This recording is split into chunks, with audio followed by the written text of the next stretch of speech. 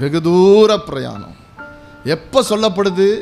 எலியா வாழ்க்கை முடிஞ்சிருச்சு, எசபேல் தன்னை கொன்றுவா, பயம் இருதயத்தை கவ்வி பிடித்து கொண்டது, சோர்வு மேலே சூழ்ந்து கொண்டது. அப்ப கர்த்தர் சொல்லுகிறார், நீ பண்ண வேண்டிய தூரம் பிரயாணம் வெகு தூரம். உங்கள் வாழ்க்கையில் போராட்டங்கள் சூழும் பொழுது, பிரச்சனைகள் சூழும் பொழுது, பயம் சூழும் போது, வியாதிகள் சூழும் பொழுது, நெகட்டிவான காரியங்கள் உங்களை மூடிக்கொள்ளும் போது, உங்கள் மனசில் என்னென்னமோ அலக்களிக்கும், என்னென்னமோ பேசும், என்னென்னமோ சொல்லும். அதுக்கு தகுந்த மாதிரி எவனாவது ஒருத்தன் சொல்லுவான், நான் இப்படி ஒரு சொப்பனம் பார்த்தேன், நீ செத்து போகிற மாதிரியே சொப்பனம் பார்த்தேன், உன் ஆயுசு முடிஞ்சிரும் போல இருக்க அப்படின்வான். நல்லா கவனிங்க. இப்படிலாம் உங்கள் இருதயம் நிறைய அந்த மாதிரி ஒரு நெகட்டிவ் சிச்சுவேஷன்ஸில் பயமும் சோர்வும் இருக்கும் பொழுது தத்தளித்து திடனற்று இருக்கும்.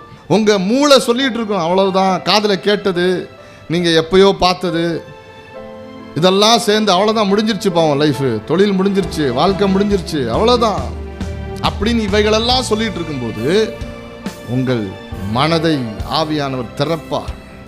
உங்கள் இருதயத்தை கர்த்தர் விசாலப்படுத்துவார். விசாலப்படும் பொழுது என்ன காரியங்கள் வைக்கப்பட்டிருக்கிறது என்று உங்களுக்கு தெரியும். ஆமென். சில நேரங்களில் ஆண்டவர் சொல்லுவார், இந்த குறிப்பிட்ட இடத்திற்கு உன்னை கொண்டு செல்வேன், விஷன் ஸ்டோன்ஸ் காம்பார் ஆண்டவர், இந்த இடத்துக்கு உன்னை கொண்டு போவேன், இந்த மாதிரி காரியத்தை செய்வேன், இந்த மாதிரி காரியங்கள் நடக்கும். அப்பொழுது உங்கள் மனம் திறக்கப்பட்டிருக்கும். என்னமோ ஆண்டவர் செய்ய போகிற காரியங்களை குறித்து specific revelations, specific mile stones உங்களுக்கு கண்களில் தெரியும். ஆமென். ஆனால் சில நேரங்களில் அப்படி எந்த specific mile stones, vision stones தெரியாது. ஒரு பெரிய வெளிச்சம், அந்த பாதையில் இருக்கிற ஒரு பெரிய வெளிச்சம், ஒரு பிரகாசம், அப்படியே என்ன இருக்குன்னு தெரியாது, ஆனால் இருதயம் விசாலப்பட்டு அப்படியே நிற்கும் பாருங்க.